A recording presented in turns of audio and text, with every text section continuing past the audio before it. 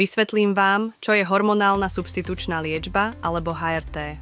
Počas tohto videa môžem použiť slová, ktoré nepoznáte.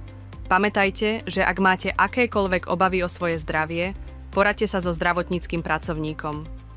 Hormonálna substitučná liečba je liek používaný na liečbu symptómov menopauzy. K dispozícii sú rôzne typy liečby v rôznych kombináciách, ktoré nám umožňujú poskytnúť podporu prispôsobenú vašim potrebám.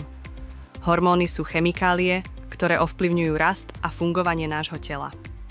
Hlavným hormónom používaným pri HSL je estrogén. Pôsobí proti rôznym symptómom, vrátane návalov tepla, mozgovej hmly, zmien nálady, suchosti vagíny a bolesti kĺbov. Estrogén užívate denne buď ako tabletu, alebo cez kožu ako gel alebo sprej. Je dostupný aj ako náplasť, ktorá sa mení raz alebo dvakrát týždenne. Ľudia, ktorí majú maternicu, tiež potrebujú hormón nazývaný progesterón. Pomáha to chrániť sliznicu maternice pred nadmernou stimuláciou estrogénom. Môže sa podávať ako samostatná perorálna tableta alebo ako hormonálna špirála, čo má tú výhodu, že poskytuje antikoncepciu a znižuje krvácanie. Existujú kombinované HRT tablety a náplasti, ktoré obsahujú estrogén aj progesterón spolu.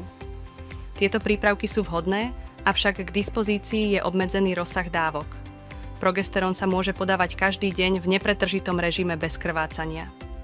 To je vhodné pre tých, ktorí prešli menopauzou a mali poslednú menštruáciu najmenej pred rokom. Ľudia v perimenopauzálnom období, ktorí nedosiahli tento bod, budú potrebovať sekvenčný alebo cyklický režim. V tomto prípade sa progesterón podáva iba časť mesiaca, po ktorom zvyčajne nasleduje krátke krvácanie. Tieto typy HSL sú systémové, čo znamená, že pomáhajú pri rôznych symptómoch v tele. Ďalšou formou HRT je lokálny estrogén, ktorý špecificky pomáha pri symptómoch, ako je suchosť vagíny, frekvencia močenia a bolesť pri pohlavnom styku. Krém alebo pesár sa aplikuje priamo do vulvy vaginálnej oblasti dvakrát týždenne a môže sa použiť ako doplnok k systémovej HSL tam, kde je to potrebné. Stručne povedané, HRT lieči symptómy menopauzy nahradením estrogénu buď s progesterónom alebo bez neho, aby sa chránila výstelka maternice. Presná liečba sa medzi pacientmi líši, pretože existuje široký výber, ktorý je prispôsobený jednotlivcovi.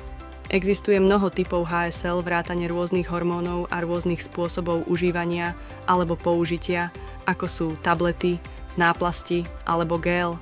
Nájdenie toho pravého pre vás môže chvíľu trvať.